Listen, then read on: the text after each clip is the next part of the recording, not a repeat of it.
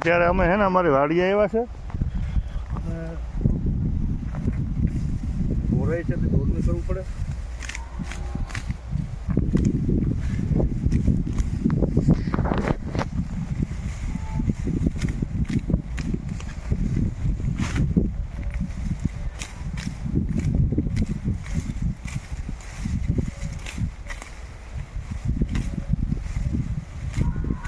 વઢાઈ લખા ભાઈ. હા વઢે.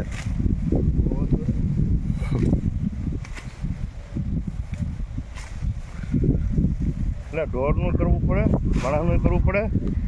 લોકસભામાં ઉમેદવારી પર નોંધાવી છે અને જે માણસ કે ને જેને પીડા હોય જે દર્દ હોય એ સમજી શકે કે ખેડૂતની પીડા શું હોય.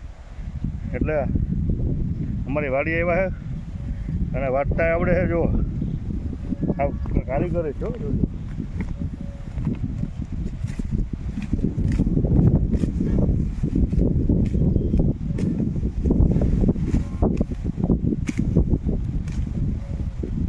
બરાબર હાલે ને ખબર? બરાબર બરાબર. એટલે લોકોને ખાલી કહેવાનું છે કે ભાઈ ખેડૂતનો દીકરો હોય તો ખેડૂતના દીકરાની વેદનાને મને ખબર હોય. ધારો કે અમારા ઢોર છે તો ઢોરના માલધારીની ખબર હોય. હવે લોકસભામાં આપણો પક્ષ ઉમેદવારી કરી છે પોરબંદર 11માં. તો અત્યારે થોડુંક આજ ટાઈમે હતો થોડોક અને હમણાં કેદીનો આવ્યો નહોતો વાડીએ. ઢોરનું પણ ધ્યાન જોવાનું હતું.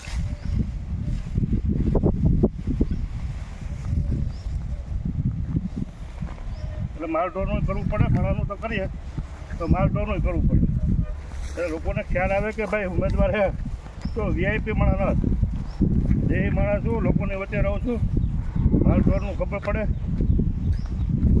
નકા ભાઈ ઓલો ગાય વ્યાવાની હોય તો આપણે વ્યાજામી કરી લઈએ ને. હા વ્યાજામી કરી લઈએ. હે એટલે વ્યાજામી આપણે હે આ અમારો કેરીનો બગીચો બતાડે. કેરીનો બગીચો છે એટલે બગીચો ન કહેવાય. કેરી ખાવા આવજો બધા ભાઈઓને કહું છું કેરી ખાવા આવજો. અને અમારે હમણાં કાલે ઘણા વિડીયો બનાવ્યો ને એમાં ચકલી બચાવો એવું કહે કેરી ચકલી બચાવો એવું કહે. તો ચકલી બચાવી હોય તો આપણે પોતાની વાડી હોય ને એમાં 200-500 ઝાડવા હોવાય.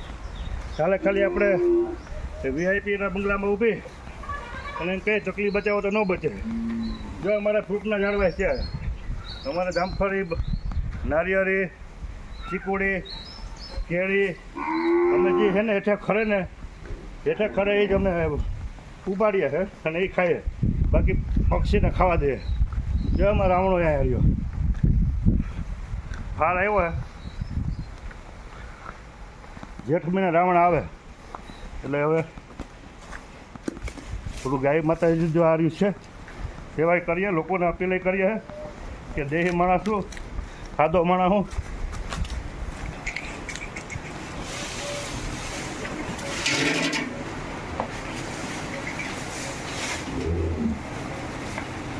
પંખો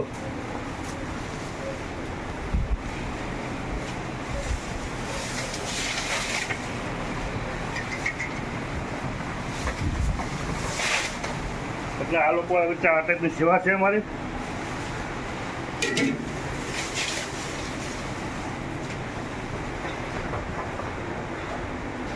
એટલે લોકોને કહીએ છે કે જરાક જાગજો. આખરે જાગવાનો ટાઈમ છે. મનસુખભાઈ માંડવિયા છે એ ભાવનગરમાંથી આવ્યા છે અને એનો જે લોકલ છે ધોરાજીવાળા લલિતભાઈ એ ધોરાજીથી આવ્યા છે. એ આવ્યા અહીંયા ઊભા હતા ચૂંટણીમાં કોગણીમાં અને આના પછી પાછા દેખાણા નથી. એટલે હું દેહી માણસ હું લોકોની વચ્ચે રહેવાનું છે. હાથ ધીરે ભાઈ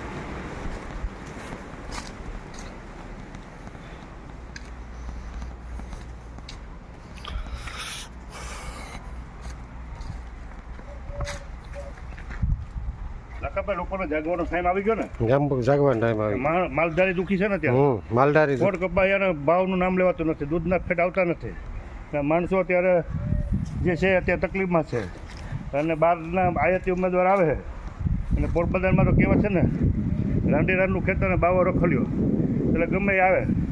આ ધ્રુવ સાહેબને ઓછી તારા નાખ્યા હતા તે માણસ કહેતા હતા કે આ ધ્રુવ સાહેબ આવ્યા હતા તો પછી માણસો ભેગા ભરી ગયા હતા. બધા એને કહેતા હતા ખરા ધ્રુવ મામા કેવા મળ્યા તો ધોળુક મામા ગયા ઉલાળી ફેંકી દીધા, મનસુખ મામાને લઈ આવ્યા.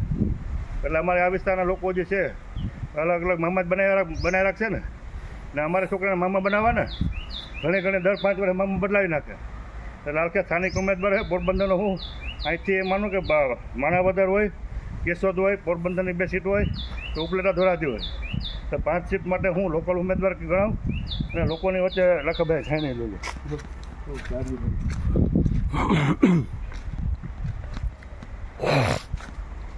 બાકી આ દાંતેડું રાખ્યું છે, સેવાભાવી માણસો જે કંઈ ઝીણા મોટા હડપ ફીંદરા હોય તો એનું ઓપરેશન અમે કરી નાખીએ છીએ. જરૂર પડે તો ઘણા માણસોને જેલમાં નાખ્યા છે અને અમારે કાયદાકીય પણ લડતા હોય અને નાના માણસોને તકલીફ થતી હોય તો દોડીને જતા હોય. એટલે ક્યારેક પણ જરૂર પડશે તો ઊભા રહો, તો દોડી જાઓ. કોઈ ખેડૂતને તકલીફ હતી તો અમે જમરા ગયા હતા. એટલે ચિંતા કરતા નહીં. નાથાભાઈ છે સેવાભાઈ માણસ, હું નાનો માણસ, હું સાદો માણસ હું, અને મારા ભેગા ગાંઠમાં કરોડો રૂપિયા છે નહીં. મારી પાસે મોટી શક્તિ છે એટલે હું જે કંઈ સહાય પ્રચારમાં વાપરી તો મને સાથ સહકાર આપજો અને મારી રીતે જંગી લીટથી મને જીતાડજો એવી અપીલ કરું છું. અને હું ઊભો રહી 100%. કદાચ પ્રાણ વયા જાય ને કોના જેમ ઝૂકતા નહીં સાલા, એના જો પ્રાણ વયા જાય ને તો પ્રાણ દેવા ત્યાર શું સમાજ માટે. તો લોકોની વચ્ચે રહેવાવાળો છું, લોકોની વચ્ચે રહીશ. અને આખરે મનસુખ માંડવિયાને પણ ભાવનગર ભેગો કરી દેજો.